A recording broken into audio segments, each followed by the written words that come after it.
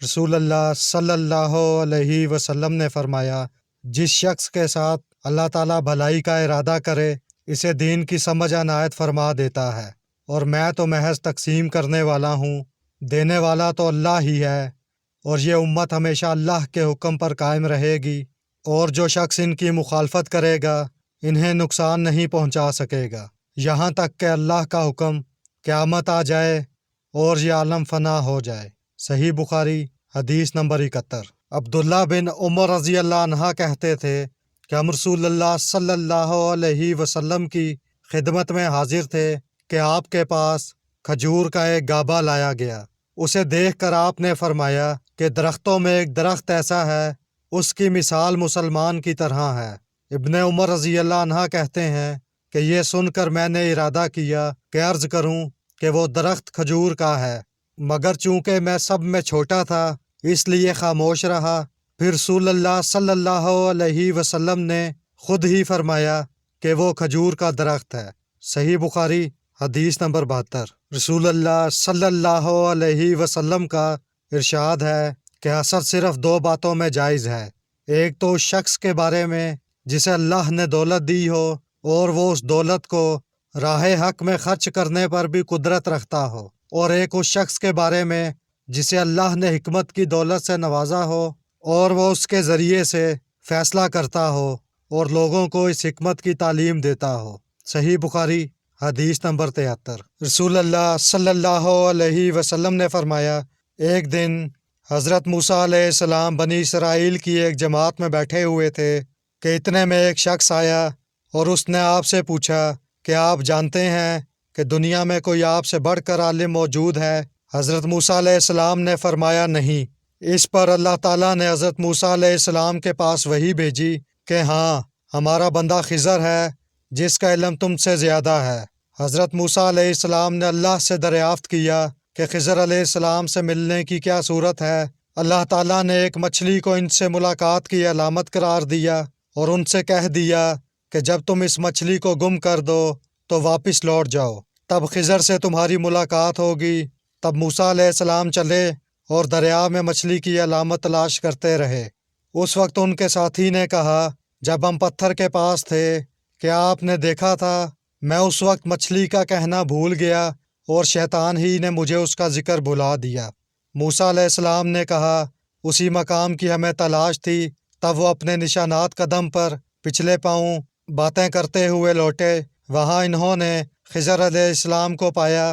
پھر ان کا وہی قصہ ہے جو اللہ نے اپنی کتاب قرآن میں بیان کیا ہے۔ صحیح بخاری حدیث نمبر 74۔ حضرت ابن عباس رضی اللہ تعالیٰ عنہ نے فرمایا، ایک مرتبہ رسول اللہ صلی اللہ علیہ وسلم نے مجھے سینے سے لگا لیا اور دعا دیتے ہوئے فرمایا کہ اے اللہ، اسے علم کتاب قرآن عطا فرمائیو۔ صحیح بخاری حدیث نمبر 75۔ عبداللہ بن عباس رضی اللہ عنہ نے فرمایا، میں ایک مرتبہ گدھی پر سوار ہو کر چلا۔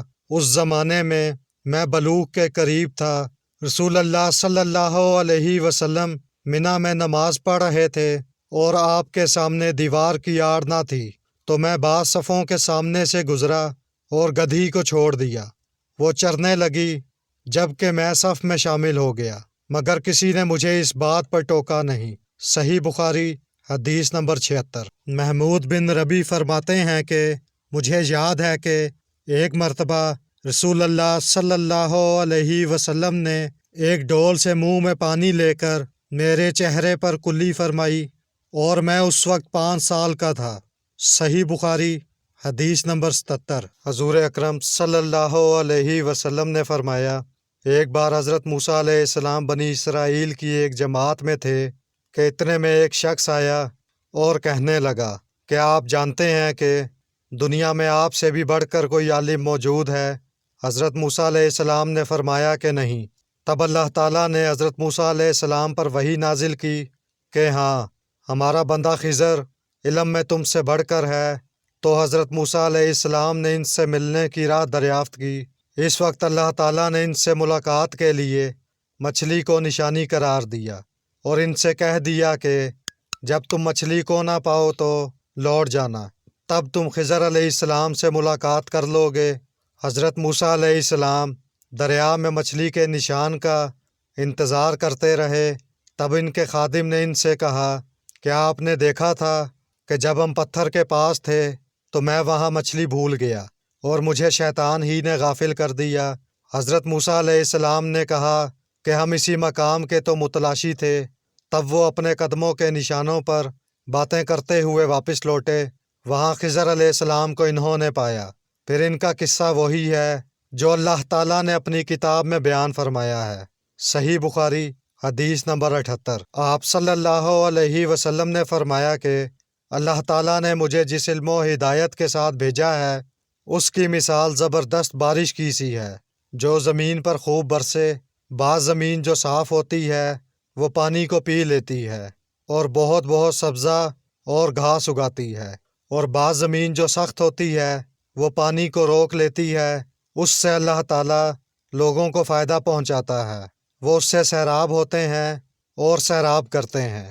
اور کچھ زمین کے بعض خطوں پر پانی پڑتا ہے جو بالکل چٹیل میدان ہوتے ہیں، نہ پانی روکتے ہیں اور نہ ہی سبزہ اگاتے ہیں۔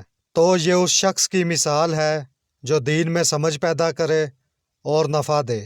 اس کو وہ چیز جس کے ساتھ میں مابعوث کیا گیا ہوں اس نے علم دین سیکھا اور سکھایا۔ اور اس شخص کی مثال جس نے سر نہیں اٹھایا یعنی توجہ نہیں کی، اور جو ہدایت دے کر میں بھیجا گیا ہوں اسے قبول نہیں کیا۔ صحیح بخاری حدیث نمبر 79۔ رسول اللہ صلی اللہ علیہ وسلم نے فرمایا، علامات قیامت میں سے یہ ہے کہ دینی علم اٹھ جائے گا اور جہل ہی جہل ظاہر ہو جائے گا، اور اعلانیہ شراب پی جائے گی اور زنا پھیل جائے گا۔ صحیح بخاری حدیث نمبر 80۔